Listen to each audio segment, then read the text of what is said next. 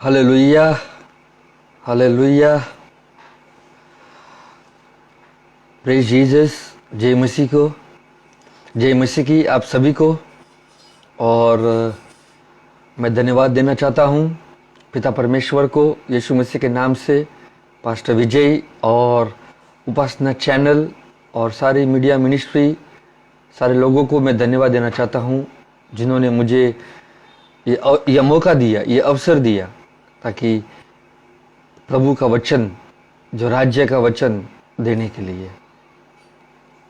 आइए हम 1-2 मिनट प्रभु को स्तुति करें, उसको धन्यवाद दें, उसकी महिमा करें, उसका जय जयकार करें। वही सम्मान और योग्य के लायक है।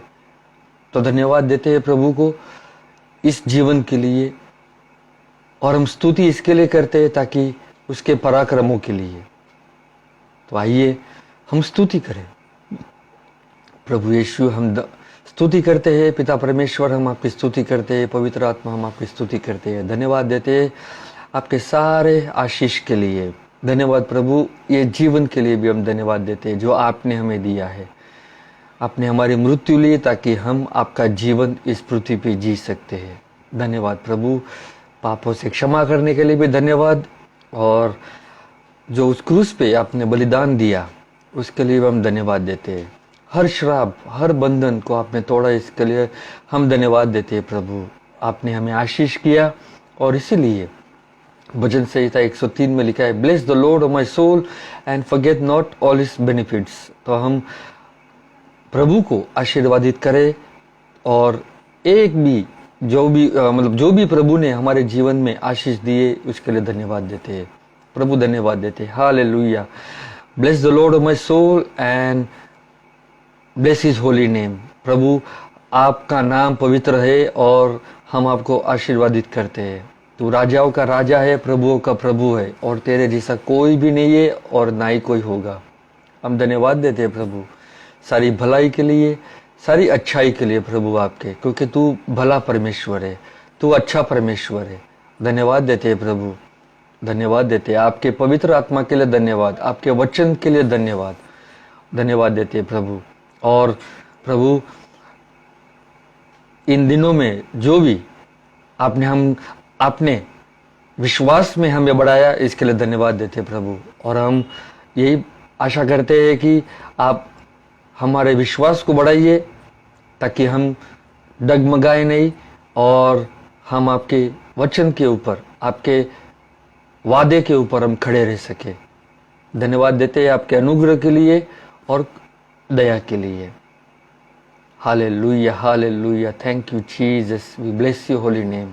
Thank you lord, thank you lord, thank you lord, thank you lord. Hallelujah, thank you Jesus. एक प्रार्थना करेंगे। पिता परमेश्वर, हम यीशु के नाम से धन्यवाद देते हैं। आपके दया कृपा के लिए धन्यवाद। इस वक्त प्रभु हम आपके वचन सुनने के लिए आए हैं। हमारे हृदय को खोलिए, कानों को खोलिए, आंखों को खोलिए कि हम आपके वचन को सुन सके, समझ सके और देख सके प्रभु।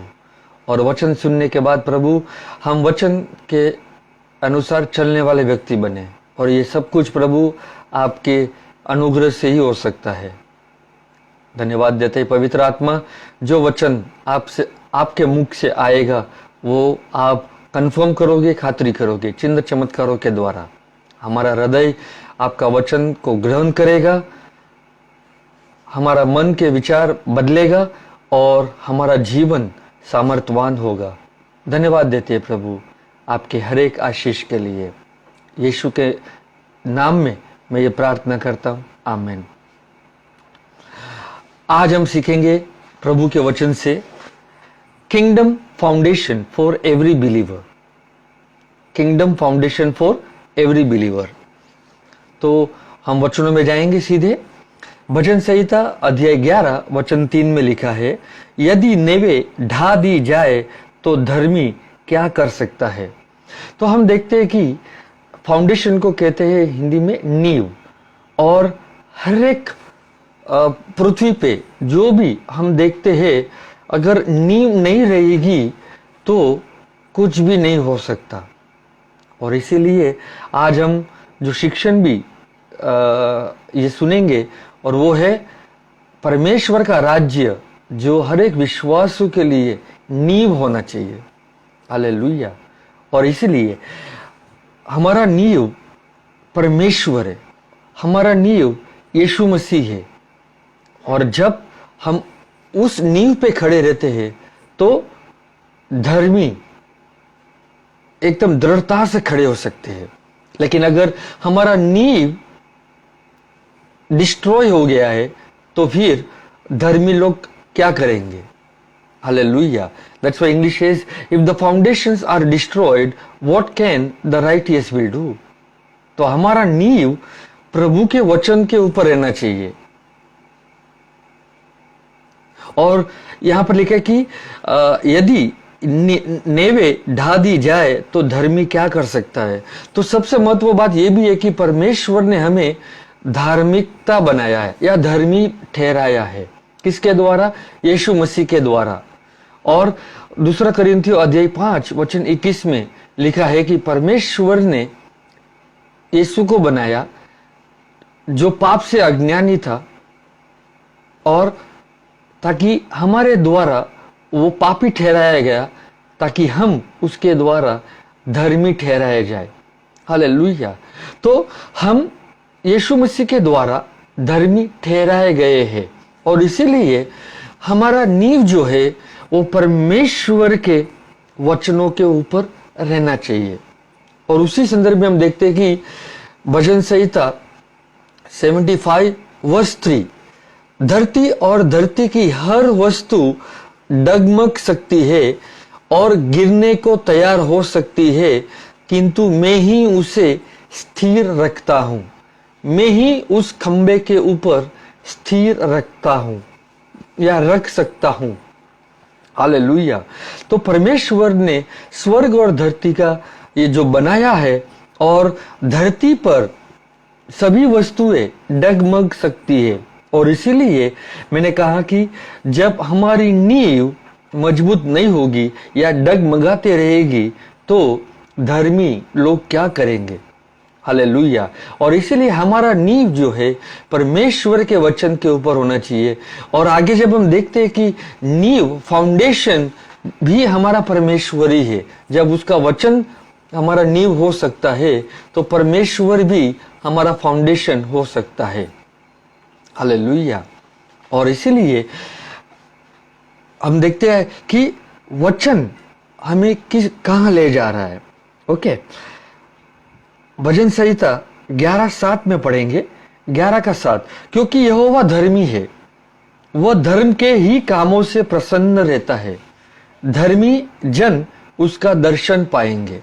तो देखिए कि क्योंकि यहोवा धर्मी है, हम जानते हैं यहोवा धर्मी है, और इसीलिए वो धर्मी का वरदान हमें दे सकता है। और इसीलिए मैंने कहा कि हम धर्मी ठहराए गए हैं यीशु मसीह के द्वारा, क्योंकि वो एक वरदान है। हालेलुया। और वह धर्म के ही कामों से प्रसन्न रहता है। तो जब प्रभु ने हमें धर्मी ठहराया है तो हमें धर्मी के काम करने चाहिए या धर्म के काम करने चाहिए, ताकि प्रभु प्रसन्न हो सकता है या प्रसन्न रहता है। आमीन। और धर्मी जन उसका दर्शन पाएंगे। जब प्रभु हमारे हृदय में आता है तो प्रभु हमें धर्मी बनाता है, पवित्रता का जीवन देता है या पवित्र बनाता है, ताकि अंदर से ही प्रभु हमें उसकी तेजोमय रोशनी से वो हमारे द्वारा रूपांतर होता है। हालेलुया। और इसीलिए हम वचनों में क्या बोलते, वचन में रहकर उसकी समझदारी लेकर हम आगे बढ़ सकते हैं। हालेलुया। और इसीलिए हम ये जब हमारा फाउंडेशन, हमारा जो नींव है, वो हम जब मजबूत करते हैं तो कोई भी हमें डगमगा नहीं सकता। हालेलुया। क्योंकि हम कहीं ना कहीं किसी न किसी बैकग्राउंड से आए, और जब हम मसीह में आते तो मसीह ही हमें दृढ़ रखता है या दृढ़ बनाता है। हालेलुया। हालांकि सब कुछ मसीह से आता है, उसके अनुग्रह और उसकी दया और उसके प्रेम से। हालेलुया। और इसीलिए जो प्रभु ने हमें वरदान दिए, हम उस वरदान को इस्तेमाल करें, ताकि हम सही तरीके से जब उसके वरदानों को इस्तेमाल करेंगे, उसके राज्य के लिए हम काम करेंगे, तो अवश्य हम राज्य में बढ़ते जाएंगे। आमीन।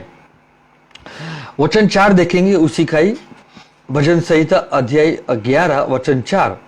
परमेश्वर अपने पवित्र भवन में है, परमेश्वर का सिंहासन स्वर्ग में है, उसकी आंखें मनुष्य की संतान को नित देखती रहती है और उसकी पलकें उनको जांचती है। हालांकि परमेश्वर अपने लोगों, जो अपने लोग है, धर्मी लोग, जो लोग है, परमेश्वर उसी को देखती है। आमीन। और परमेश्वर का सिंहासन कहां पर है? स्वर्ग में है। परमेश्वर का सिंहासन कहां पर है? स्वर्ग में है। और परमेश्वर अपने पवित्र भवन में है। जब ओल्ड टेस्टामेंट में ये जब लिखता है भजन संहिता, तब लोगों को परमेश्वर के भवन में जाना पड़ता था। हालेलुया। लेकिन आज परमेश्वर का भवन आप और मैं है। आज परमेश्वर का भवन कौन है? आप और मैं। इसके लिए बहुत सारे लोग ये कहेंगे कि चलो हम परमेश्वर के भवन में जाएं। नहीं, परमेश्वर का भवन आप और मैं है। जैसे परमेश्वर का मंदिर आप और मैं है, वैसे भवन भी आप और मैं है। हम परमेश्वर का घर है। जब यीशु मसीह इस पृथ्वी पे आया तो वो परमेश्वर का घर था। हालेलुया। और यीशु मसीह जब मरकर जी उठे, जो वादा किया, और आज हम परमेश्वर के मंदिर बन जाते हैं या परमेश्वर का भवन बन जाते हैं। हालेलुया। तो परमेश्वर अपने पवित्र भवन में है। हालांकि हम उसके भवन है, तो परमेश्वर अपने पवित्र भवन में ही है। आमीन। परमेश्वर का सिंहासन स्वर्ग में है और उसकी आंखें मनुष्य की संतान को नित देखती रहती है। हालेलुया। तो परमेश्वर की आंखें सदा धर्मी लोगों को वो देखते रहती है, ताकि वो दुष्ट लोगों को निकाल सकते। बहुत सारे दुष्ट लोग हमारे जीवन में आते जाते रहेंगे, इसलिए परमेश्वर हमारी रक्षा उन दुष्ट लोगों से भी करता रहेगा। आमीन। और उसकी पलकें उनको जांचती है।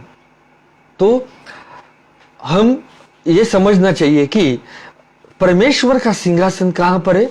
स्वर्ग में है। और इसीलिए प्रेरित के काम अध्याय 7, प्रेरित के काम हो जाएंगे। प्रेरित के काम अध्याय 7 में पढ़ेंगे। प्रेरितों के काम अध्याय 7 वचन 49 में पढ़ेंगे कि प्रभु कहता है, स्वर्ग मेरा सिंहासन और पृथ्वी मेरे पांवों तले की पीढ़ी है।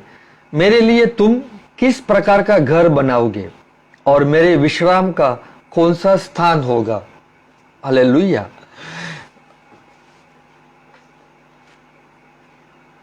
फोर्टी 49 कहता है कि प्रभु कहता है, स्वर्ग मेरा सिंहासन है और पृथ्वी मेरी पैरों की चौकी है, मेरे पांव तले की पीढ़ी है।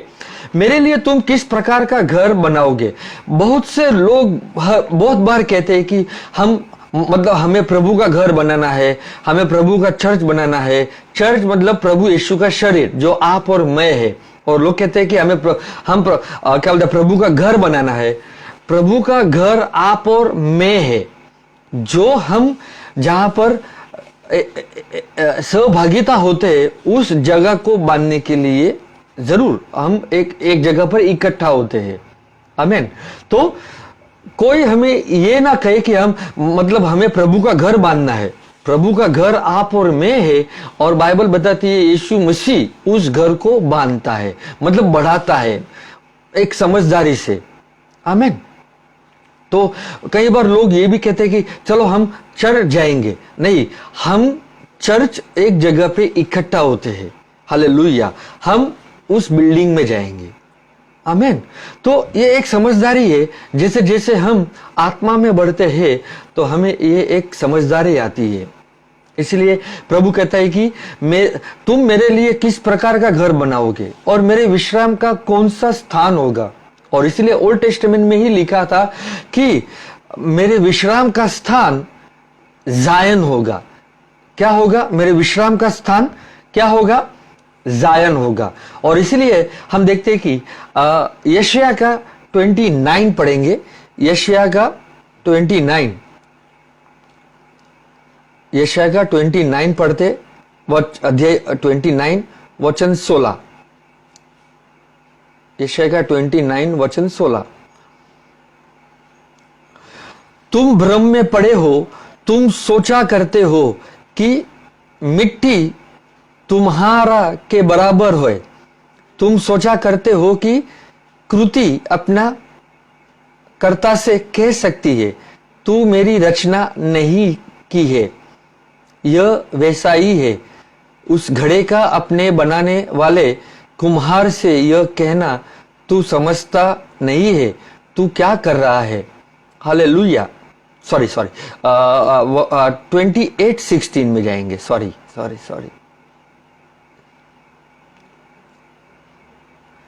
इन बातों के कारण मेरा स्वामी यहोवा कहता है, मैं एक पत्थर, एक कोने का पत्थर सियों में धरती पर गाड़ूंगा। हालेलुया। ये ऑलरेडी एक भविष्यवाणी है प्रभु की कि मैं एक पत्थर, एक कोने का पत्थर सियों में धरती पर गाड़ूंगा। तो सियों कौन है? सियों आप और मैं है, जो यीशु मसीह की कलीसिया है। Hallelujah. We are Zion, the type of the church of our Lord Jesus Christ. आमीन। और यहां पर जो भविष्यवाणी वो कहती है कि मैं एक पत्थर, तो एक पत्थर का अर्थ है यीशु मसीह। एक कोने का पत्थर सियों में धरती पर गाड़ूंगा। यह एक अत्यंत मूल्यवान पत्थर होगा। इस अति महत्वपूर्ण पत्थर पर ही किसी वस्तु का निर्माण होगा। हालेलुया। इसलिए मैंने कहा कि जब नींव हमारा यीशु मसीह के ऊपर होगा तो हम कभी भी डगमगा नहीं सकते।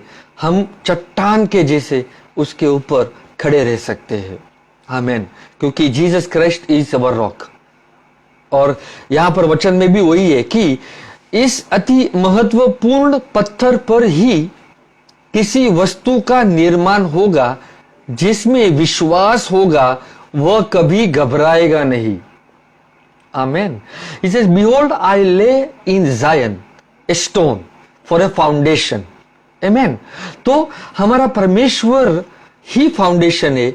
और परमेश्वर भविष्यवाणी करता है नबियों के द्वारा कि आने वाले दिनों में जब यीशु मसीह आएगा वो एक पत्थर कहलाएगा। और वो एक कोने का पत्थर। कौन सा पत्थर? एक पत्थर, लेकिन एक कोने का पत्थर जो सियों में धरती पर गाड़ूंगा। हालेलुया। तो सियों आप और मैं है, और वही पत्थर गाड़ूंगा मतलब हमारे अंदर परमेश्वर का जो नींव है, वही फाउंडेशन हमारे अंदर आकर रहता है। इसलिए हम बन जाते हैं परमेश्वर का मंदिर। और बाइबल बताती है कि परमेश्वर का आत्मा तुम पर निवास करता है। हालेलुया। और इसीलिए जब यीशु मसीह आए इस पृथ्वी पे तो वचन हमें यह बताता है कि वचन बताता है उस पत्थर को, जो एक नींव है, जो एक महत्वपूर्ण पत्थर है, जो बिल्डर्स थे। बिल्डर्स कौन? इजराइल थे। इजराइल लोगों ने क्या किया? रिजेक्ट कर दिया। और वो लिखा है, हम देखते हैं कि मत्ती का 21:42 में जाएंगे।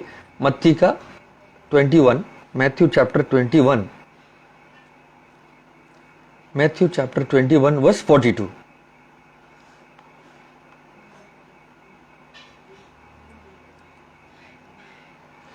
यीशु ने उनसे कहा, क्या तुमने कभी पवित्र शास्त्र में यह नहीं पढ़ा कि जिस पत्थर को राज मिस्त्रियों ने निकम्मा ठहराया था वही कोने के सिरे का पत्थर हो गया। हालेलुया। तो ये बिल्डर्स कौन है? बिल्डर्स कौन थे? इजराइल। और इजराइली लोगों ने ही वो पत्थर को क्या किया? ठुकराया और वही पत्थर क्या बन गया? कोने का पत्थर बन गया। The builders rejected and it became the chief cornerstone. Hallelujah. तो हमारा फाउंडेशन जो पत्थर है और वही पत्थर प्रभु यीशु मसीह है, और उसके ऊपर ही जब हम विश्वास करेंगे तो हम कभी भी घबराएंगे नहीं। आमीन। और इसीलिए हमें भविष्यवाणी के जो वचन है, ओल्ड टेस्टामेंट में कहां पर लिखा है और न्यू टेस्टामेंट में क्या बताता है, जब हम ये समझते हैं या समझदारी प्रभु लाता है तो हम मजबूता मतलब गढ़ एक दृढ़ता से या क्या बोलते हैं, एक गढ़ के जैसे हम ये खड़े हो सकते हैं और हमें प्रभु का आत्मा उसमें दिखाई देगा। हालेलुया।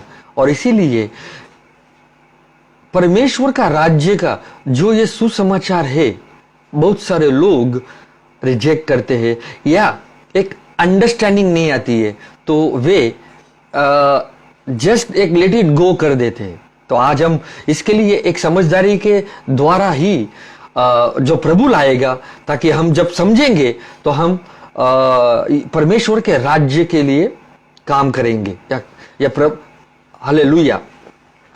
तो वचनों में देखेंगे, रोमियो का अध्याय 14 वचन 17, वहां पर लिखा है कि अभी प्रश्न ये उठता है कि आखिर परमेश्वर का राज्य है क्या? तो परमेश्वर का राज्य हम देखते हैं कि रोमियो का अध्याय 14 वचन 17 में लिखा है कि परमेश्वर का राज्य केवल खाना पीना नहीं है, लेकिन परमेश्वर का राज्य धार्मिकता, शांति और आनंद वे पवित्र आत्मा में है। आमीन। और इसीलिए सबसे पहला शब्द उसमें क्या आता है कि धर्मी, मतलब धार्मिकता।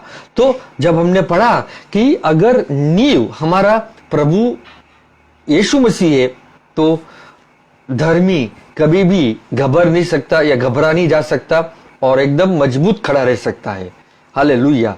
और इसीलिए जब लेकिन हमारा फाउंडेशन ही डगमगा हो जाएगा तो धर्मी लोग क्या करेंगे? और इसीलिए हम यीशु मसीह के जो उसकी शिक्षण है, उसकी टीचिंग से, उसका राज्य का जो सुसमाचार है, उसके ऊपर फाउंडेशन बांधना है। क्योंकि परमेश्वर का राज्य का जो एक वचन है, जो शिक्षण है, वही फाउंडेशन भी है। आमीन। जैसे विश्वास हमारा फाउंडेशन बनता है, क्योंकि विश्वास प्रभु से आता है, तो परमेश्वर का राज्य भी हमारा फाउंडेशन बन जाता है। आमीन। और इसीलिए परमेश्वर का राज्य खाना पीना नहीं है, लेकिन क्या है? परमेश्वर का राज्य धार्मिकता। तो इसीलिए प्रभु ने हमें धार्मिकता बनाया है। हम पापी नहीं है। हम इस संसार में जब आए थे तो हम पापी ठहराए गए, एक मनुष्य के द्वारा, आदम के द्वारा हम पापी ठहराए गए थे, लेकिन यीशु मसीह के द्वारा, उसके आज्ञा मानने से, उसके द्वारा हम धर्मी ठहराए गए हैं। तो हम ये ना कहे कि हम पापी है, लेकिन हम ये कहे कि प्रभु ने हमें धर्मी बनाया है और धर्मी जन बिंदास प्रभु के सामने आकर खड़े रह सकते हैं। और इसलिए बाइबल बताता है कि धर्मी जन को ही दर्शन मिलेगा। आमीन। क्यों? किसका दर्शन? प्रभु का दर्शन, ताकि वो हमारे अंदर से प्रकट हो सकता है, कभी भी आपको दर्शन दे सकता है। हालेलुया। तो परमेश्वर का राज्य जो लोग आज प्रचार किस प्रकार करते हैं कि एक दिन परमेश्वर का राज्य आएगा और सब कुछ ठीक हो जाएगा, लेकिन बाइबल बताती है कि जब यीशु मसीह आए तब वो परमेश्वर का राज्य लाए। और इसीलिए यीशु मसीह ने भी शुरुआत परमेश्वर के राज्य से ही किया। तो अब देखेंगे वचन में कि कहां पर प्रभु ने अपने राज्य का सुसमाचार शुरू किया। मत्ती का अध्याय 3 वचन 17। हालांकि पहले जब यूहन्ना बपतिस्मा आता है तो वो राज्य का सुसमाचार प्रचार करता है, मत्ती का अध्याय 3 वचन 2 में। लेकिन जब यीशु मसीह पिक्चर में आते और उन्होंने अपनी सेविका शुरू की तो कैसे मत्ती का अध्याय 4:17 में, मत्ती का अध्याय 4:17 में उसने शुरू किया परमेश्वर का राज्य का सुसमाचार प्रचार करना। उस समय से यीशु प्रचार करना और यह कहना आरंभ किया। तो यीशु मसीह ने क्या कहना आरंभ किया कि मन फिराओ, पश्चाताप करो, मन के विचारों को बदलो, क्योंकि स्वर्ग का राज्य निकट आया है। हालेलुया। तो लोग आज भी ये समझ रहे हैं कि स्वर्ग का राज्य एक दिन आएगा। हालांकि स्वर्ग का राज्य सामर्थ का राज्य है, अधिकार का राज्य है। और इसीलिए यीशु मसीह जब पृथ्वी पे आए, वो अपने सामर्थ से, अपने अधिकार से वो वचन प्रचार करते थे और साथ साथ वे चिन्ह चमत्कार भी करते थे। तो स्वर्ग का राज्य का अर्थ है अधिकार। और इसीलिए जब प्रभु का ये सुसमाचार, जो उसका राज्य का सुसमाचार जब वो लाता है प्रभु इस पृथ्वी पे, तो वो यही ये प्रचार करता है कि मन फिराओ, मन के विचारों को बदलो, अपने मार्गों को बदलो, पाप की जिंदगी से निकलकर परमेश्वर की जिंदगी अपनाओ। और आपको ये मन के विचार अवश्य बदलना होगा, ताकि आपको स्वर्ग का राज्य का जो शिक्षण है, अधिकार का, सामर्थ का आपको समझ में आए, ताकि आप जहां पर भी जाए सामर्थ और अधिकार में चले और चिन्ह चमत्कार करे। और वचन 23 उसी का ही हम पढ़ेंगे, मत्ती का अध्याय 4 वचन 23। देखिए कि और यीशु सारे गलील में फिरता हुआ उनकी सभाओं में उपदेश करता और राज्य का सुसमाचार प्रचार करता और लोगों की हर प्रकार की बीमारी और दुर्बलता को क्या करता, वो दूर करता रहा। हालेलुया। तो यीशु मसीह जहां पर भी गए वो यही प्रचार किया कि स्वर्ग का राज्य निकट आ गया है। आप सोचिए कि क्या 2000 साल लगते हैं उसका राज्य आने के लिए। इसीलिए वो स्वर्ग से उतरा और स्वर्ग का राज्य इस पृथ्वी पे लाया और उसने ये सिखाया कि कैसा मेरा राज्य का रूपांतर होता है। जब मैं वचन बोलता हूं तो चिन्ह चमत्कारों के द्वारा वो कार्य होता है। और इसीलिए वो गलील में फिरता हुआ अपने आराधनालयों में, अपने सभाओं में उपदेश करता और राज्य का सुसमाचार प्रचार करता और लोगों की हर प्रकार की बीमारी और दुर्बलता को क्या करता, वो दूर करता रहा। आमेन। और इसीलिए हम देखते हैं कि चारों सुसमाचार में प्रभु ने डायरेक्टली अथवा इनडायरेक्टली राज्य का सुसमाचार प्रचार किया। और जब राज्य का सुसमाचार प्रचार किया तो साथ साथ प्रभु ने ही उसका राज्य का रूपांतर किया चिन्ह चमत्कारों के द्वारा।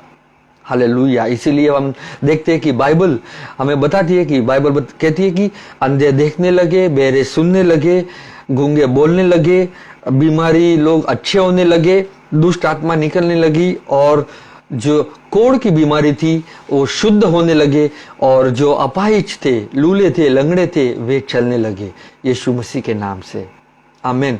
और यही यीशु मसीह ने चारों सुसमाचार में डायरेक्टली अथवा इनडायरेक्टली राज्य का सुसमाचार प्रचार किया।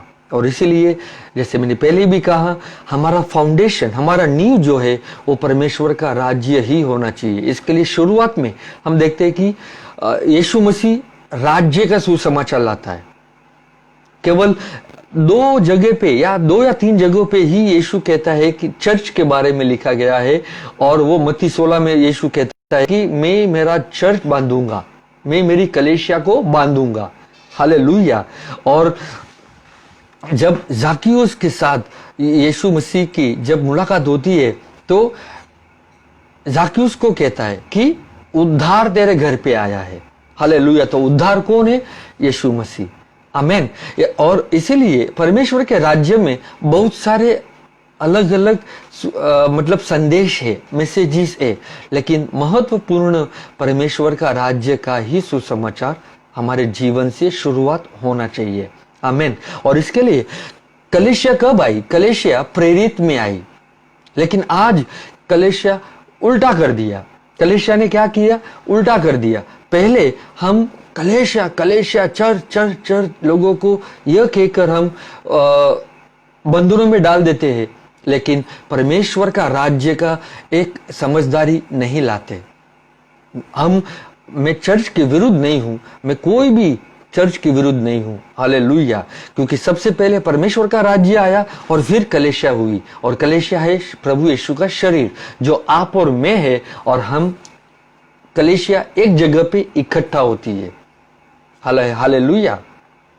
और हमें इकट्ठा होना चाहिए, क्योंकि हम इकट्ठा होकर ही यीशु मसीह के बारे में अधिक से अधिक जान सकते हैं। इसके लिए पतरस में लिखा है, दूसरा पीतर अध्याय 3 वचन 18 में ऑलरेडी लिखा है कि thereby you grow in the grace and the knowledge of a Lord and Saviour Jesus Christ.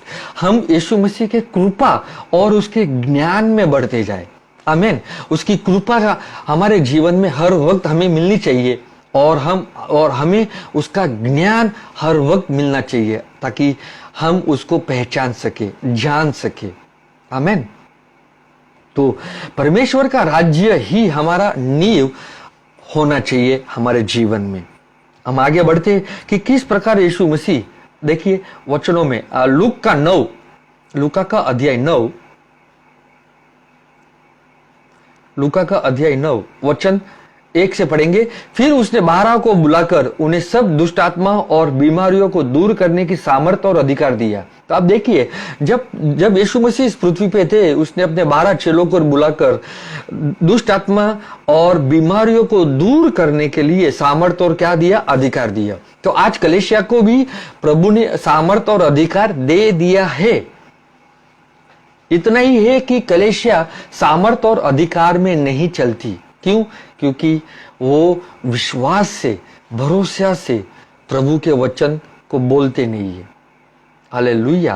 प्रभु के वचन बोलना जरूरी है, ताकि आपका माइंड वचनों में हमेशा ये बदलता रहे। मतलब आप संसार के अनुसार ना सोचे, लेकिन आप वचन के अनुसार सोचते रहे। आमीन। और जब अधिकार और सामर्थ दिया, तो देखिए आगे वचन 2, और उन्हें परमेश्वर के राज्य का प्रचार करने और बीमारों को अच्छा करने के लिए भेजा। यीशु मसीह ने अपने शिष्यों को भेजा। कहां भेजा? परमेश्वर के राज्य का प्रचार करने के लिए। आमीन। और बीमारों को अच्छा करने के लिए। तो वे उनकी आज्ञा का पालन किए। हम वचनों में और आगे पढ़ते, वचन 3, और उसने उससे कहा, मार्ग के लिए कुछ ना लेना, ना तो लाठी, ना झोली, ना रोटी, ना रुपए, और ना दो कुर्ते। और जिस किसी घर में तुम उतरो वहीं रहो और वहीं से विदा हो। जो कोई तुम्हें ग्रहण ना करेगा, उस नगर से निकलते हुए अपने पांवों की धूल झाड़ लो, कि उन पर गवाही हो। हालेलुया। और जिस नगर में, मतलब जिस जगह पे परमेश्वर का राज्य का सुसमाचार ग्रहण ना हो, तो क्या लिखा है कि अपने पांवों की धूल झाड़ लो, कि उन पर गवाही हो। हालेलुया। मैं उस पर और थोड़ा मैं आगे चलकर उसके बारे में और बताऊंगा।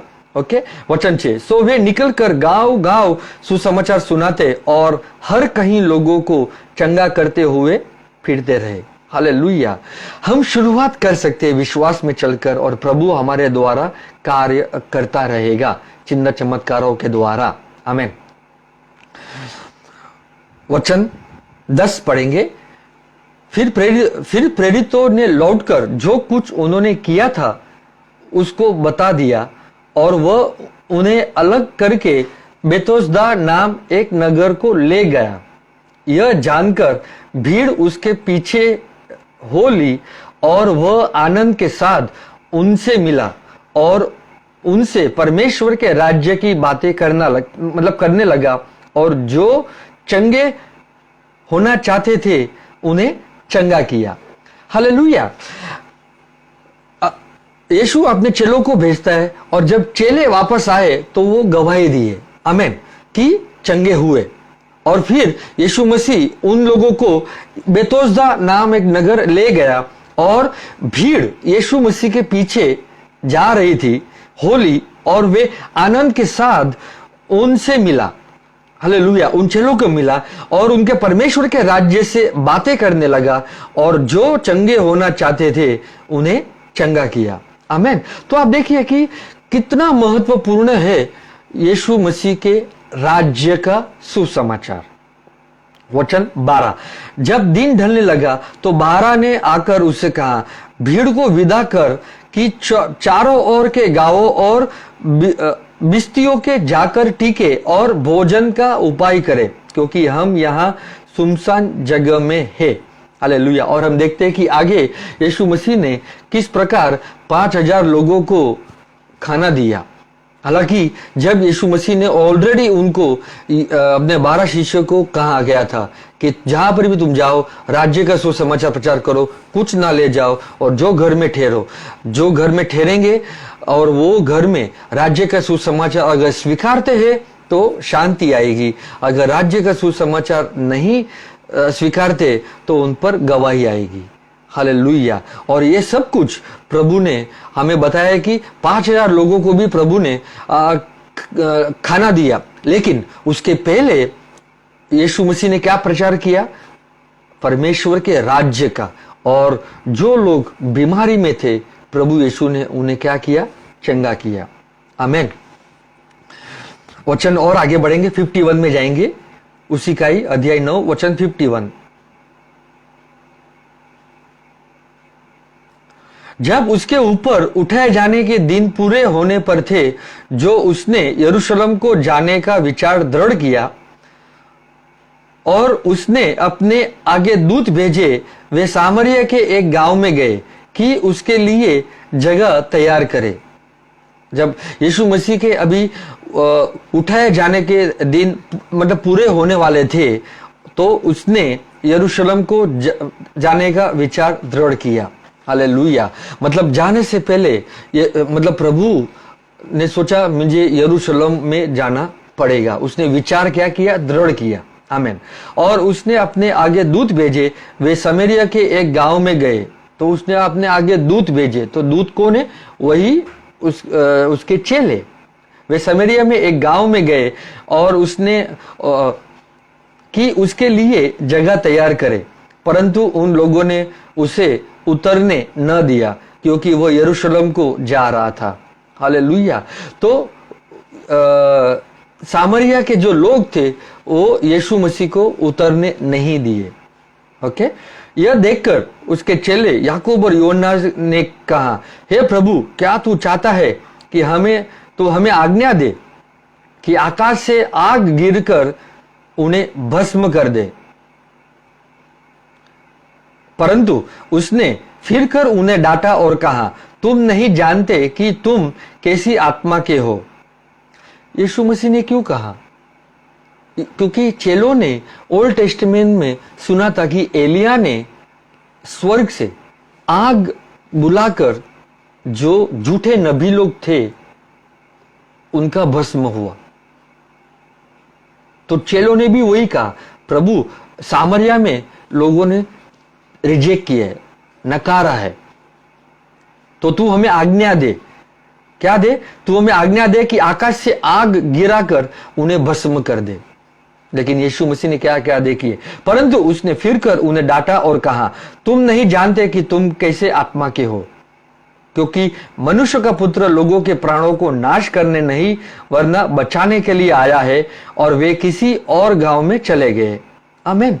तो यीशु मसीह ने उनके चेलों को डांटा और कहा, तुम नहीं जानते कि तुम किस आत्मा के हो, तुम नहीं जानते कि तुम कैसी आत्मा के हो। हालेलुया। और इसीलिए हमें भी आकाश से या मतलब स्वर्ग से आग को बुलाने की जरूरत नहीं है। आमीन। क्योंकि बाइबल बताती है कि यीशु मसीह कहता है कि मनुष्य का पुत्र, उस समय जब यीशु मसीह पृथ्वी पे था तो कहता है कि मनुष्य के पुत्र लोगों के प्राणों का नाश करने नहीं वरना बचाने के लिए आया है। और वे किसी और गांव में चले गए। आमीन। और लूका 10 में जाएंगे, लूका का अध्याय 10 वचन 1 से पढ़ेंगे। और इन बातों के बाद प्रभु ने 70 और मनुष्य नियुक्त किए और जिस जिस नगर और जगह को वो आप जाने पर था वहां उन्हें 2-2 करके अपने आगे भेजा। और उसने उससे कहा, पके खेत बहुत है परंतु मजदूर थोड़े हैं, इसलिए खेत के स्वामी से विनती करो कि वह अपने खेत काटने को मजदूर भेज दे। जाओ, देखो मैं तुम्हें भेड़ों की नाई भेड़ियों के बीच में भेजता हूं। इसलिए ना बटुआ, ना झोली, ना जूते लो और ना मार्ग में किसी को नमस्कार करो। जिस जिस घर में जाओ पहले कहो इस घर पर कल्याण हो, शांति हो। यदि वहां कोई कल्याण के योग्य होगा तो तुम्हारा कल्याण उस पर ठहरेगा, नहीं तो तुम्हारे पास लौट आएगा। उसी घर में रहो और जो कुछ उनसे मिले वही खाओ पियो, क्योंकि मजदूर को अपनी मजदूरी मिलनी चाहिए। घर घर ना फिरना, और जिस नगर में जाओ और वहां के लोग तुम्हें उतारे तो जो कुछ तुम्हारे सामने रखा जाए वही खाओ। वहां के बीमारों को चंगा करो और उनसे कहो कि परमेश्वर का राज्य तुम्हारे निकट आ पहुंचा है। हालेलुया। परमेश्वर का राज्य तुम्हारे निकट आ पहुंचा है। परंतु जिस नगर में जाओ और वहां के लोग तुम्हें ग्रहण ना करे तो उसके बाजारों में जाकर कहो कि तुम्हारे नगर की धूल भी जो हमारे पांव में लगी है हम तुम्हारे सामने झाड़ देते हैं, तो भी यह जान लो कि परमेश्वर का राज्य तुम्हारे निकट आ पहुंचा है। आमीन। यीशु मसीह फिर लूक 10 में 70 लोगों को 2-2 करके भेजते हैं और अधिकार और सामर्थ देते हैं कि जाओ मेरे नाम से परमेश्वर का राज्य का सुसमाचार प्रचार करो और चिन्ह चमत्कार करो। और स्पष्ट रूप से यहाँ पे लिखा है कि जो घर में तुम्हें कोई स्वीकार करता है तो उस घर पर शांति आए, कल्याण आए, और जिस घर पर तुम्हें कोई स्वीकारता नहीं है तो उस घर पर क्या आता है? न्याय आता है। और ये कहो कि तुम्हारी नगर की धूल भी जो हमारे पाँव में लगी है हम तुम्हारे सामने झाड़ देते हैं, तो भी यह जान लो कि परमेश्वर का राज्य तुम्हारे निकट आ पहुंचा है। हालांकि ये हमें नहीं करना है, ये हमें नहीं करना है। आप सोचिए कि हमने भी कई बार परमेश्वर का राज्य का सुसमाचार रिजेक्ट किया होगा जाने अनजाने में, लेकिन हमें ये नहीं करना है। हालेलुया। हमें ये कहना है कि प्रभु अगर उन लोगों ने अगर हमें या आपका राज्य का सुसमाचार स्वीकारा नहीं है तो हम पांव के तले जो धूल लगी है हम नहीं झटक रहे हैं, क्योंकि प्रभु आपकी दया आपकी अनुग्रह उस घर में आए या उस गांव में आए, ताकि वे एक दिन उनको समझ में आए कि परमेश्वर का राज्य सचमुच निकट आ गया, मतलब आया था। हालेलुया। तो इसीलिए यहाँ पे लिखा है कि वही देखिए कि वचन 11 कि तुम्हारे नगर की धूल भी जो हमारे पाँवों में लगी है हम तुम्हारे सामने झाड़ देते हैं, तो भी यह जान लो कि परमेश्वर का राज्य तुम्हारे निकट आ पहुंचा है। हालांकि लूक 9 में और 10 में भी चिन्ह चमत्कार हुए परमेश्वर का राज्य का सुसमाचार प्रचार करने से। और इसीलिए यहां पर लिखा है कि यह जान लो कि परमेश्वर का राज्य तुम्हारे निकट आ पहुंचा। हालेलुया। कैसे? क्योंकि हमें यीशु मसीह ने अधिकार दिया, सामर्थ दिया चिन्ह चमत्कार करने का और परमेश्वर का राज्य का सुसमाचार प्रचार करने का। हालेलुया। तो हम ध्यान से सुनिए, हमें यह नहीं कहना है कोई भी अगर हमें या परमेश्वर का राज्य का सुसमाचार स्वीकारते नहीं है तो हमें हमारे पाँव के नीचे जो धूल लगी रहती है उससे झटकना नहीं है, लेकिन हमें यह प्रार्थना करना है कि प्रभु उस घर में, उस नगर में, उस सिटी में, जैसे कि यहाँ पर बताया जाता है कि उस नगर, तो वो कौन सा नगर था? यरूशलेम नगर। हालेलुया। तो आज हम कोई भी नगर में जाए या कोई भी शहर में जाए या कोई भी जगह पे जाए तो हमें यह नहीं कहना है कि परमेश्वर का न्याय आए, क्योंकि धूल झटकना का अर्थ है परमेश्वर का न्याय उस जगह पर आना। लेकिन हमें यह प्रार्थना करना है कि प्रभु की अनुग्रह आए, प्रभु का अनुग्रह आए, प्रभु की दया आए, प्रभु का प्रेम आए, ताकि उनको समझ में आए, बदलावट आए और वे राज्य के सुसमाचार को ग्रहण करें। आमेन। और इसीलिए महत्वपूर्ण की बात यही है, परमेश्वर का राज्य लोग ग्रहण नहीं करते। हालेलुया। क्योंकि परमेश्वर का राज्य कोई पॉपुलर मैसेज नहीं है, कोई प्रसिद्ध संदेश नहीं है। लोग अभी भी भविष्यवाणी में जी रहे हैं। कैसे? एक दिन परमेश्वर का राज्य आएगा, सब कुछ ठीक ठाक करेगा, वो आएगा और हमें ले जाएगा और हम परमेश्वर के राज्य में जाएंगे। नहीं, वो एक समझदारी गलत है। परमेश्वर का राज्य ही स्वर्ग का राज्य है और वही प्रभु यीशु लाता है। हालांकि साधारण भाषा में स्वर्ग का राज्य क्या है? सामर्थ, अधिकार। और इसीलिए यीशु मसीह ने क्या दिया? अपने शिष्यों को कहा दिया, जाओ मैं तुम्हें अधिकार और सामर्थ देता हूं और जहां पर भी जाओ परमेश्वर का राज्य का सुसमाचार प्रचार करो। आमेन। और इसीलिए हमें उसके राज्य के सुसमाचार के लिए हृदय में अंदर आग लगनी चाहिए। हम आग को बुलानी नहीं चाहिए, हमें मतलब हमारे हृदय में आग लगनी चाहिए ताकि हम उस सुसमाचार में, राज्य के सुसमाचार पे हमेशा जलते रहे। हालेलुया। ना ही कहीं और आग लाने की कोशिश करें, क्योंकि यीशु ने कहा तुम कैसी आत्मा के हो। यीशु ने उन्हें डांटा, उन्हें फटकारा। हालेलुया। और इसीलिए हमारे अंदर जो प्रभु का आग है वो प्रेम है।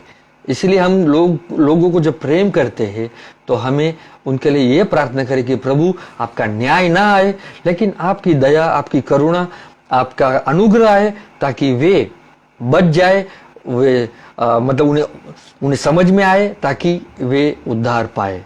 आमीन। और आगे जाएंगे वचनों में। जैसे हम देखते कि प्रभु ने अपने चेलों को भी आज्ञा दिया, लेकिन पौलुस ने भी देखिए क्या प्रचार किया।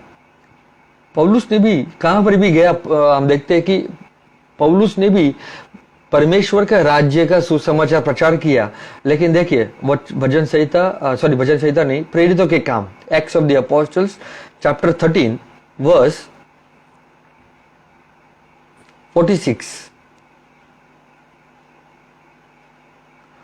तब पौलुस और बारनाबस ने निडर होकर कहा, अवश्य था कि परमेश्वर का वचन पहले तुम्हें सुनाया जाता, परंतु जबकि तुम उसे दूर करते हो और अपने को अनंत जीवन के योग्य नहीं ठहराते, तो देखो हम अन्य जाति की ओर फिर फेरते हैं।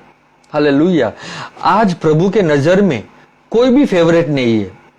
तो इसलिए यीशु मसीह, बाइबल बताती है कि यूहन्ना अध्याय 1 में वे अपने घर आया और अपनों ने उसे ग्रहण नहीं किया, लेकिन जितनों ने उसे ग्रहण किया उतनों को परमेश्वर की संतान बनने का क्या दिया? अधिकार दिया। हालेलुया। तो यीशु मसीह जब आए इस पृथ्वी पे, तो जब राज्य का सुसमाचार से जो शुरुआत हुई, हालांकि उन लोगों ने भी राज्य का सुसमाचार को ग्रहण नहीं किया। और इसीलिए पौलुस को भी जहां पर भी वो गया राज्य का सुसमाचार प्रचार किया। लेकिन यहां पर भी देखिए कि पौलुस और बारनबास ने निडर होकर कहा, अवश्य था कि परमेश्वर का वचन पहले तुम्हें सुनाया जाता, परंतु जबकि तुम उसे दूर करते हो और अपने को अनंत जीवन के योग्य नहीं ठहराते, तो देखो हम अन्य जाति की ओर फेरते हैं। तो जब यहूदी लोगों ने राज्य का सुसमाचार नहीं ग्रहण किया, यीशु मसीह का सुसमाचार नहीं ग्रहण किया, तो कहा गया कि हम अभी अन्य जाति की ओर फेरते हैं, क्योंकि जब अन्य जाति की ओर फिरे तो वे जब सुनेंगे तो वे ग्रहण करेंगे। हालेलुया। और इसलिए हमारे जीवन में हमारा नींव परमेश्वर का राज्य ही होना चाहिए। आमीन। मत्ती का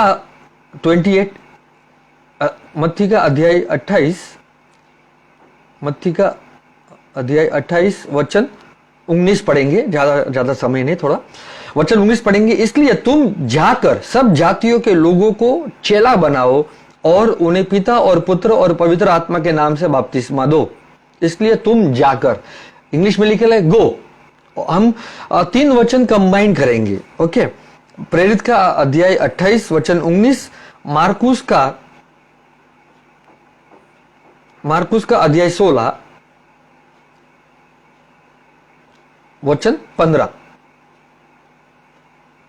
और उसने उनसे कहा, यीशु ने उन शिष्यों से कहा, तुम सारे जगत में जाकर सारी सृष्टि के लोगों को सुसमाचार प्रचार करो। हालेलुया, सारे लोगों को, सारी सृष्टि के लोगों को। आमीन। प्रभु ऑलरेडी यहां पर लिखा है कि तुम सारे जगत में जाकर सारी सृष्टि के लोगों को क्या करो? सुसमाचार प्रचार करो। तो मुझे कौन सा सुसमाचार प्रचार करना है? हालेलुया। और लूक में जाएंगे, लूका का अध्याय 24, लूका का अध्याय 24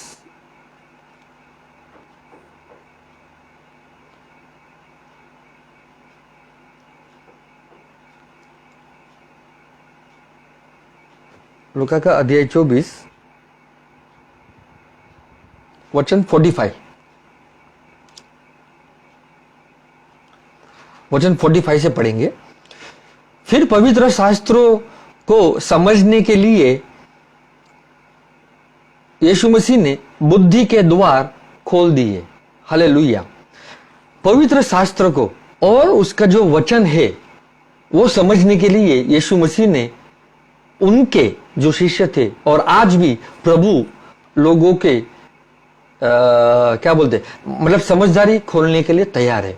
आमीन। क्योंकि हमें उसका वचन ग्रहण करना है, उसका राज्य का सुसमाचार ग्रहण करना है, और इसलिए यीशु मसीह ने उसके हृदय और ये वचन जो थे वो खोल दिए। आगे लिखता है, और उसने उनसे कहा, यीशु मसीह उनसे कहा, यह वही है जो लिखा है कि मसीह यातना भोगेगा और तीसरे दिन मरे हुए में से जी उठेगा। 47, और पापों की क्षमा के लिए मन फिराव का यह संदेश यरूशलेम से आरंभ होकर सब देशों में प्रचारित किया जाएगा। हालेलुया। तो सबसे पहले शुरुआत यहूदी लोगों से, यरूशलेम से।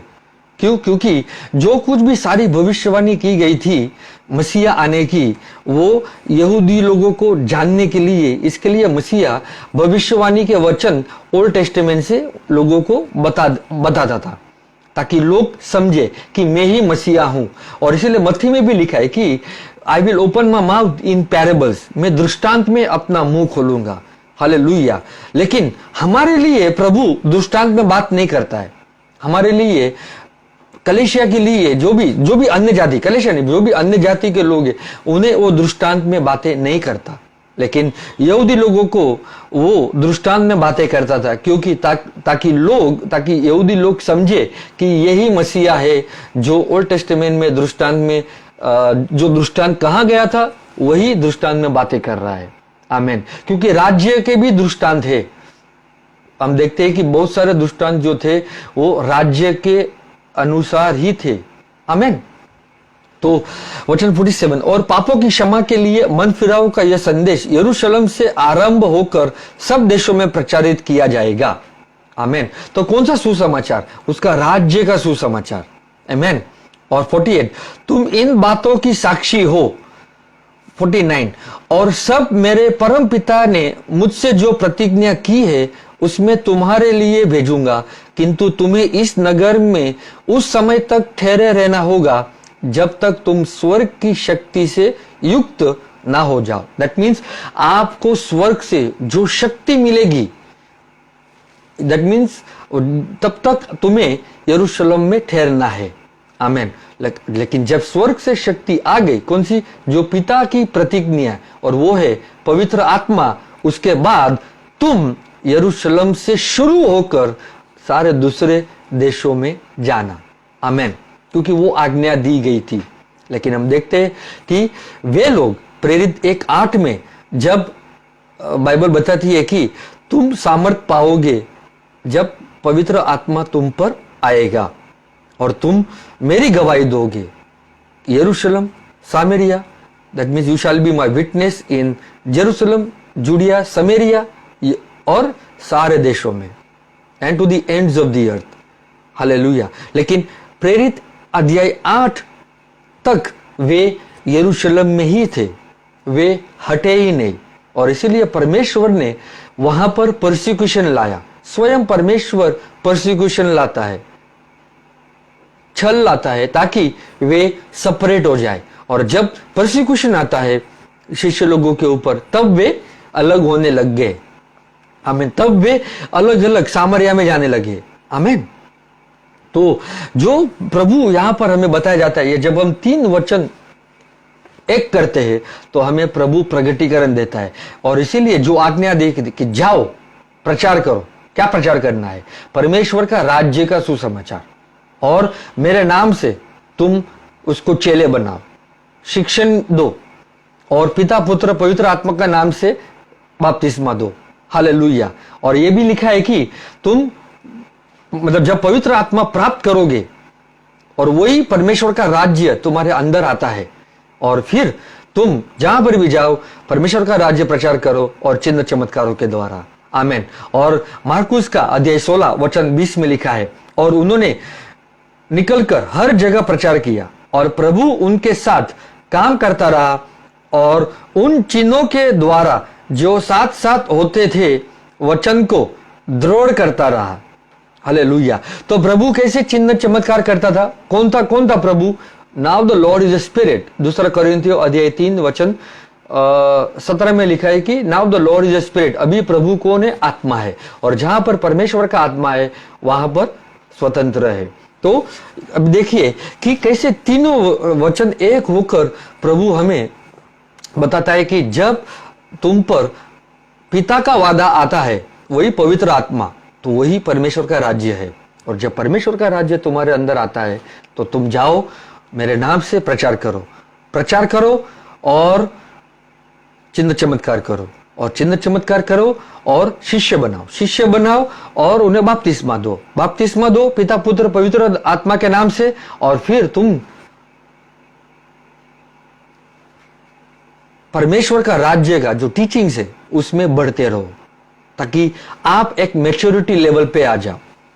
परमेश्वर की इच्छा यही है कि वो तुम्हें एक मैच्योरिटी लेवल पे लाना चाहता है। हालेलुया। और इसीलिए हमारे जीवन में शुरुआत परमेश्वर के राज्य से ही होना चाहिए। हालांकि कुछ सालों पहले मुझे परमेश्वर का राज्य का कोई भी एक समझदारी नहीं थी। वचन बोलता था पहले तुम परमेश्वर के राज्य को ढूंढो और उसकी धार्मिकता को, और जो कुछ भी तुम्हें चाहिए वो तुम्हें मिल जाएगी। लेकिन समझदारी नहीं थी कि परमेश्वर का राज्य आखिर है क्या। जब परमेश्वर ने वो वचन को खोल दिया, आंखें खोली, हृदय खोला, एक समझदारी दिया प्रभु ने, फिर हम देखते हैं कि कैसे हम बाहर ना देखे लेकिन अंदर में ही देखे, क्योंकि परमेश्वर का राज्य ही पवित्र आत्मा है। और एक वचन उसका कंफर्मेशन के लिए लूका का 17 में जाते, लूका का अध्याय 17 वचन 20-21 पढ़ते।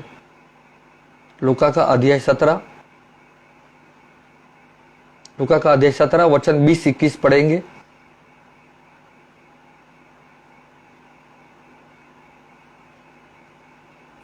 जब फरीसियों ने उससे पूछा कि परमेश्वर का राज्य कब आएगा, तो उसने उनको उत्तर दिया कि परमेश्वर का राज्य प्रकट रूप से नहीं आता।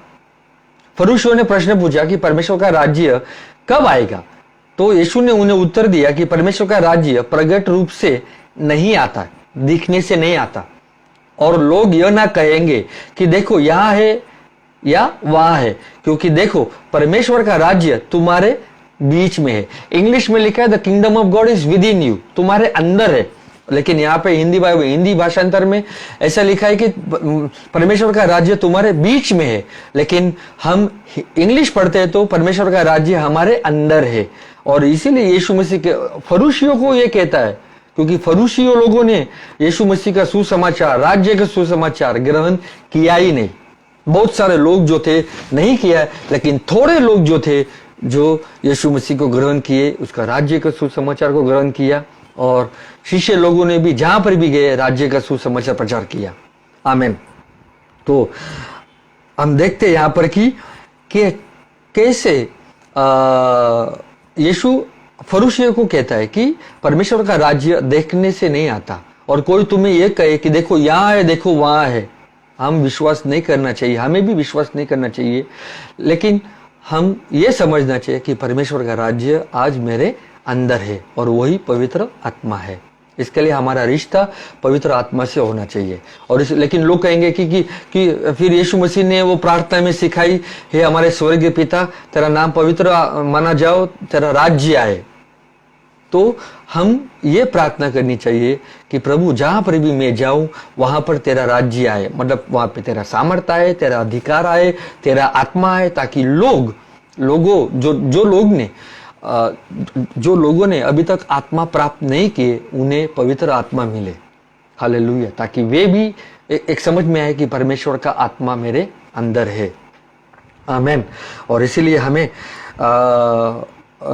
ये समझना चाहिए कि जो परमेश्वर का राज्य का जो भेद भी है, वो यीशु मसीह बताते हैं कि वो उन्हें नहीं दिया गया है, जो मत्ती 13 में लिखा है।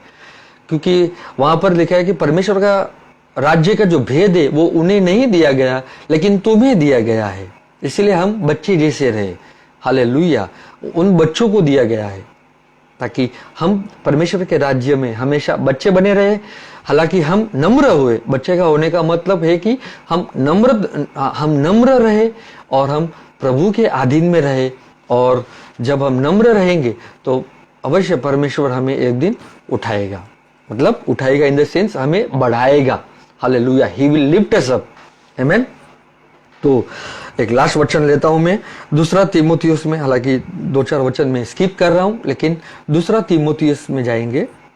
दूसरा तीमुथी, लास्ट वचन लेता हूं, दूसरा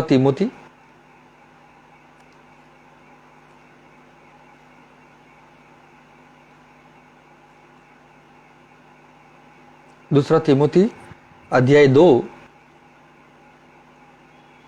वचन 19 से पढ़ेंगे।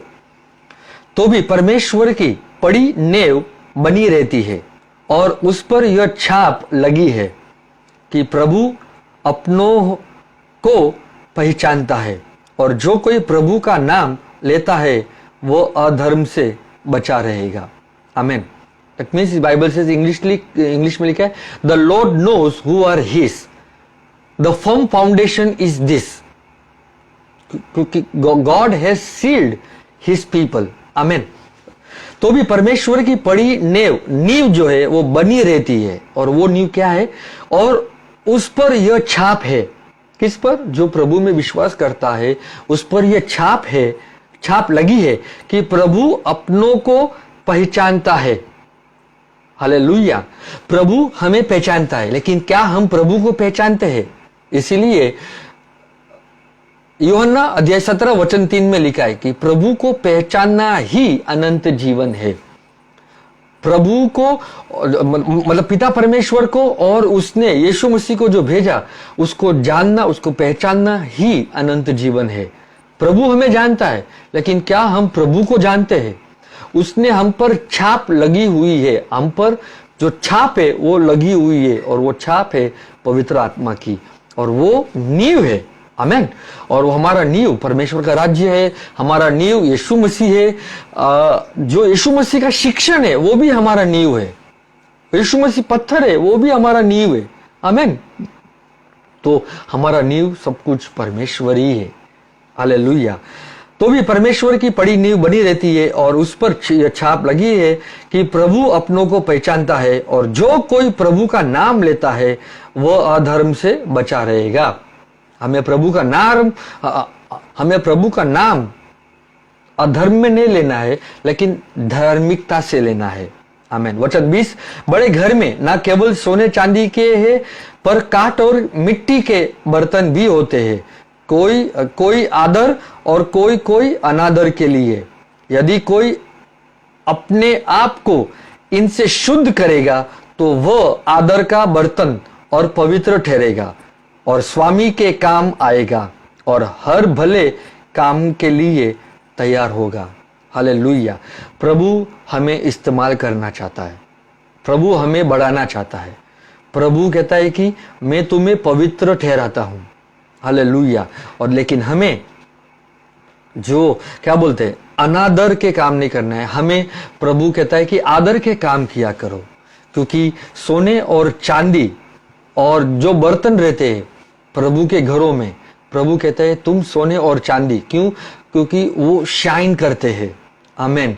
हम मिट्टी के बर्तन जैसे ना रहे, क्योंकि वो पृथ्वी पर ही जब रहते हैं तो वो कुछ शाइन बिन कुछ नहीं करते, लेकिन हम सोने और जो चांदी है, प्रभु कहते हैं कि वो शाइन करते हैं, वो चमकता है। और इसीलिए हमें अपने आप को इनसे शुद्ध करना है। मतलब हमें जो अधर्म के कामों से बाहर आना है। आमेन। हमें दुष्टता से बाहर आना है। हमें कुकर्म के काम से बाहर आना है। आमेन। ताकि हम धार्मिकता के काम करें और हमारा नींव जो है वो मजबूत रखे। वो हमारा फाउंडेशन, धार्मिकता भी हमारा फाउंडेशन है। हालेलुया। तो हम उस पर खड़े रहे। आमेन। ताकि प्रभु हमें इस्तेमाल करे। हमें हर कामों में वो हमें इस्तेमाल करना चाहते हैं। आमेन।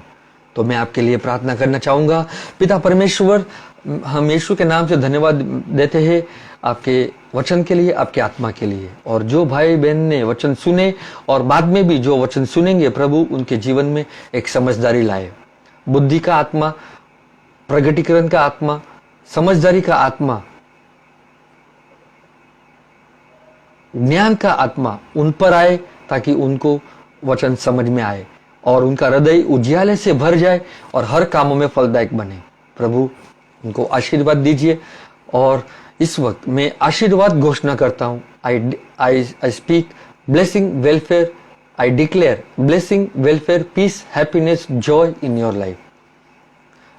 कोई भी अगर बीमार है, तकलीफों में है, दर्द है, इस वक्त यीशु नासरी के नाम से बीमारी, रोग, दर्द निकल जाए यीशु नासरी के नाम से और वापस ना आए।